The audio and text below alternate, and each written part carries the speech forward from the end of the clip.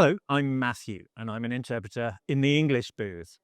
Recently, a Danish politician was responding to President Trump's expressed intention of buying Greenland, and he used the words, "I'll say this in a language you might understand, Mr. President, fuck off." Listen very carefully. Greenland have been part of the Danish kingdom for 800 years. It's an integrated part of our country. It is not for sale. Let me put it in words you might understand.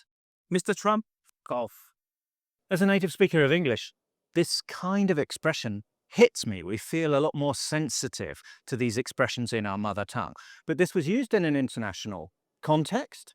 Sometimes it might be easier for a non-native speaker to use such language lightly.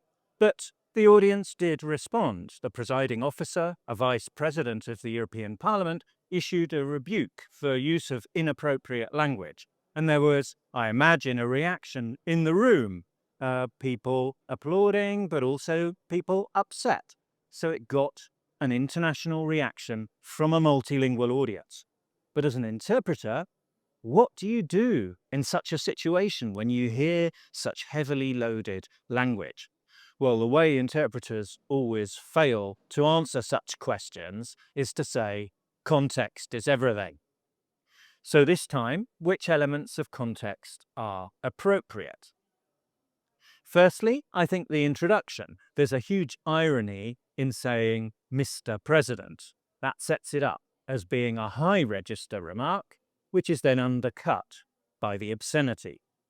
But the previous sentence is also relevant. I'll put this in a language you might understand. It's a reference to President Trump's speaking style. Then we have to take account of a potential audience which does not understand English. We might have the reaction of wanting to water things down, of not daring to use such language on mic in our own mother tongue as interpreter.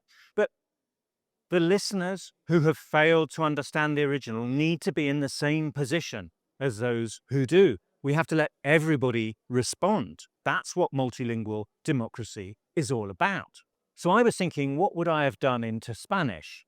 The natural equivalent might be something like, "Vete a tomar por." But of course, that wouldn't fit with the Mr. President. So that leads us into, "Váyase usted a tomar por, señor presidente," which has a certain amusing tone to it. But then there's that other element of context, that this is a reply to a hypothetical statement by the president himself, that he wants to buy Greenland.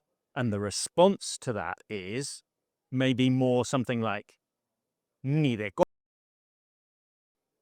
So there are lots of elements of context that might be relevant, but there's something bugging me about that choice in Spanish. It's a full conjugation of an expression with a choice between the more formal and informal register. There's something too grammatically complete about it. And that would be true in Italian with "vaffanculo." It'd be true in French with "va te faire f-." There's something sophisticated about these expressions, obscene as they may be. The English is onomatopoeic in a sense. It's monosyllabic. There's something very Anglo-Saxon about it and the way it rolls off the tongue.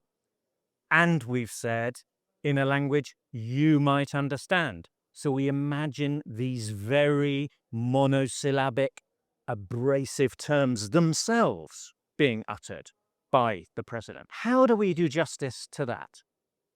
Is it actually a quote? Is this an English expression that might be understood by people who would normally listen to interpretation from English?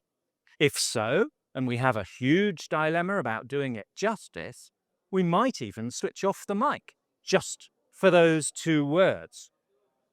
Is that an interpreter not doing their job? Not doing anything at all? No. Sometimes, if the reference is to language itself, that could be the right answer. A bad translation can be worse than no translation at all.